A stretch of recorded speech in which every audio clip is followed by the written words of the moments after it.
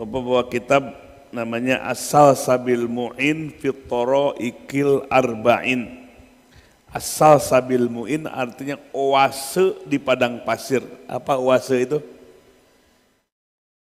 Air yang menyumber, meni bingung. Jadi di padang pasir kan susah air. Ternyata ada air toh menyumber. Namanya As-Salsabil. Al-Mu'in yang menolong. Dari haus, waduh, dapat oase di tengah Sahara, tengah padang pasir, nikmat apa enggak? Nikmat.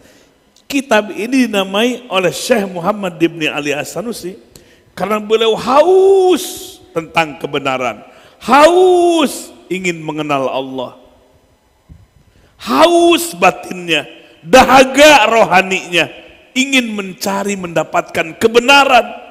Ibarat di tengah perjalanan padang pasir tidak ada air. Namun pada gilirannya Allah datangkan oase, air yang menyumber, bahasa Arabnya As-Salsabil. Al-Mu'in yang telah menolong dari hausnya, dari dahganya rohani.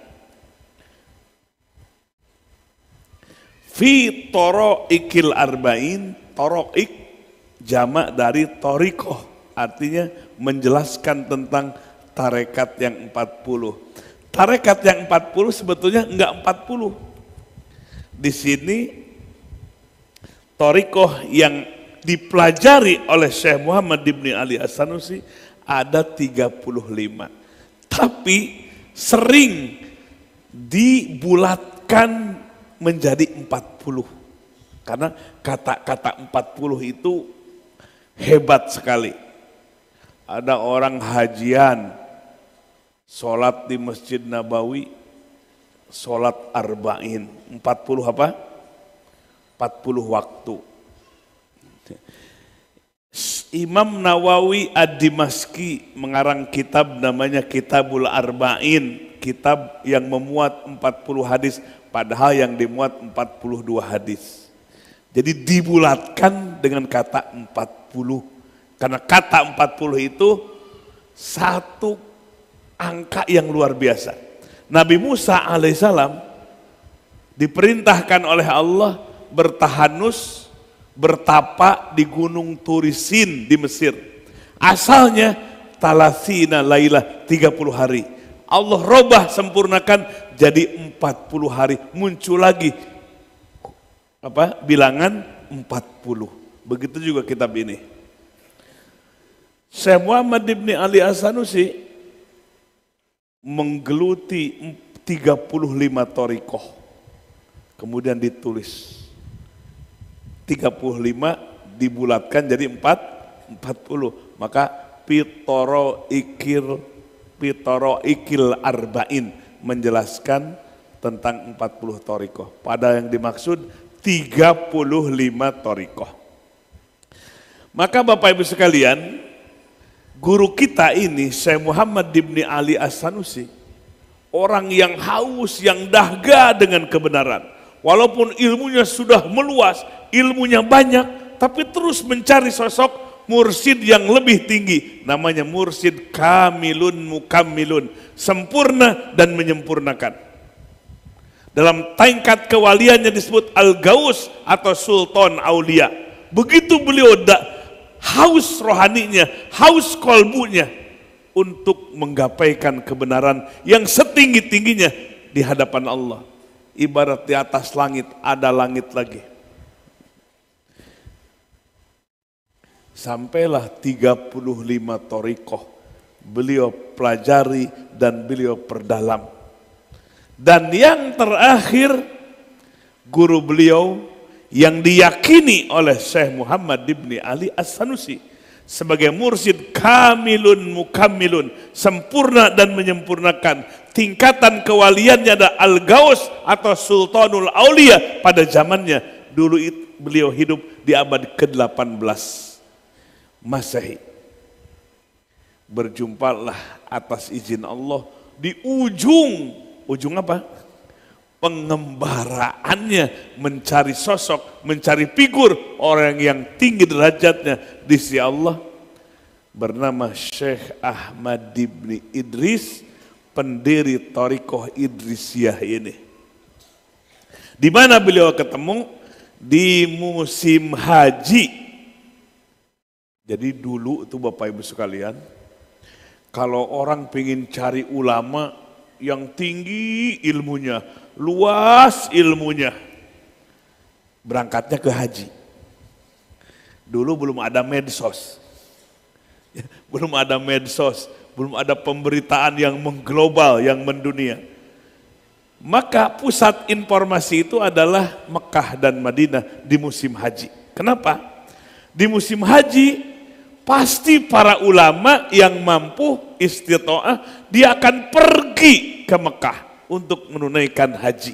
Berarti kalau ingin cari guru yang tinggi, datanglah di musim haji. Itu kebiasaan di masa lampau.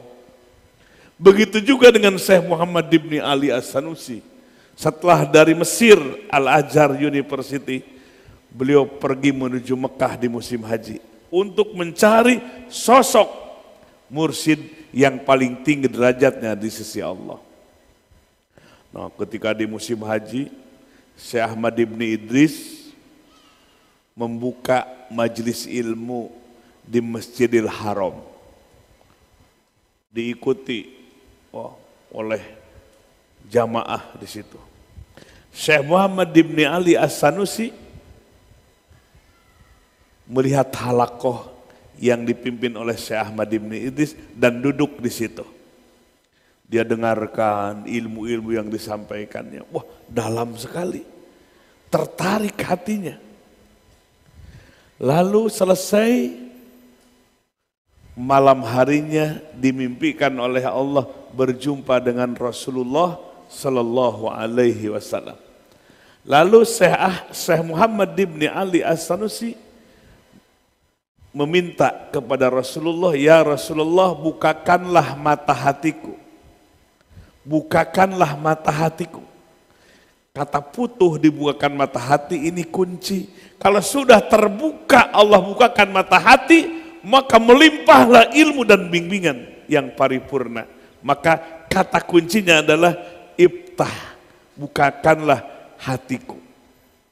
Maka Nabi SAW menjawab, kau tidak akan bisa dibukakan hati kecuali melalui pintu Ahmad ibn Idris.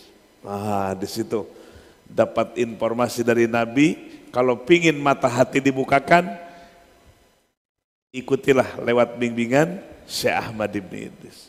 Sampai kejadian mimpi itu 3 malam berturut-turut. Jadi siang harinya ngaji lagi, malamnya mimpi lagi, di hari ketiga ngaji lagi, di malamnya mimpi yang sama terus.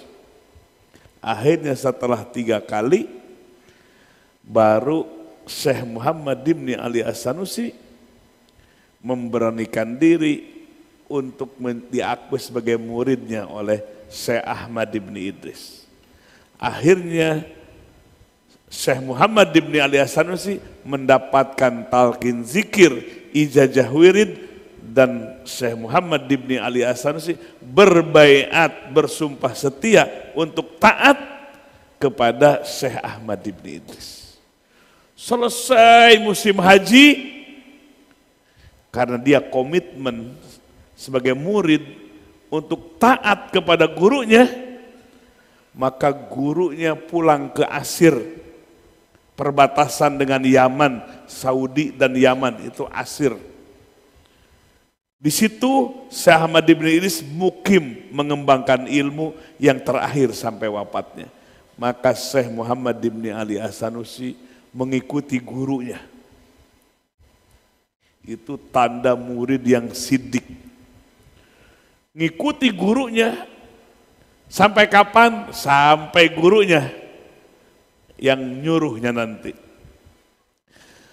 Enggak terasa waktu 4 tahun Syekh Muhammad ibn Ali As-Sanusi berguru langsung, padahal sudah jadi ulama besar.